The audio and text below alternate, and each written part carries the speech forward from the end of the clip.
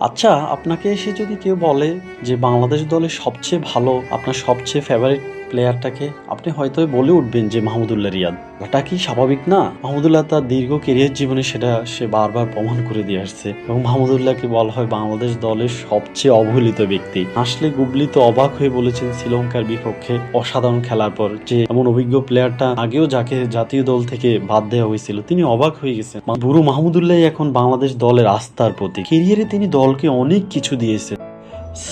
সাকিব আল হাসান, যাকে বলা হয় রেকর্ড আল হাসান, তিনি রেকর্ড গড়েন রেকর্ড ভাঙার জন্য। বরাবরই সাকিব বৈশ্বিক আসরগুলোতে খুব ভালো খেলে থাকেন, যেটা তিনি 2019 সালে ওডিআই বিশ্বকাপে প্রমাণ করেছেন।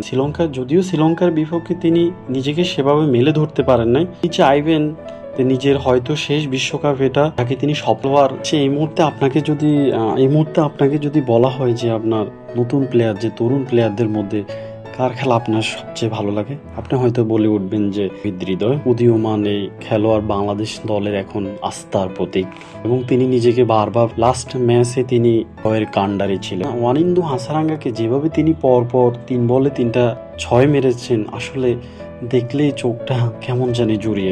আপনাকে যদি বলা হয় যে এই মুহূর্তে সবচেয়ে ভালো ফেস বলার কে বাংলাদেশ দলের, আপনি নিশ্চয়ই সবার আগে শরীফুল ইসলামের কথা বলবেন। এই বাঁহাতি বলার ইন সুইং, আউট সুইং এবং মাঝে মধ্যে তিনি খুব ভালো ইয়র্কার দিতে পারেন, ভালো লেন্থে বল করতে পারেন। প্রস্তুতি ম্যাচেও তিনি ভারতের বিপক্ষে নিজেকে প্রমাণ করেছেন। যদিও ইনজুরির কারণে তিনি শ্রীলঙ্কার বিপক্ষে প্রথম ম্যাচ খেলতে পারেন নাই, আমরা আশা করতেছি তিনি সাউথ আফ্রিকার পক্ষে ফিরে আসবেন, খুব ভালোভাবে ফিরে আসবেন। তাসকিন আহমেদ, বাংলাদেশের সবচেয়ে দ্রুত গতির বলার বলা হয় তাসকিন আহমেদকে। অন এভারেজ 140-এর উপর বল করত। বাংলাদেশ দলের ফেস ইউনিটকে গত 2 বছর ধরে তিনি নেতৃত্ব দিচ্ছেন। আগামী ম্যাচে সাউথ আফ্রিকার তুরুপে তাস হতে পারেন।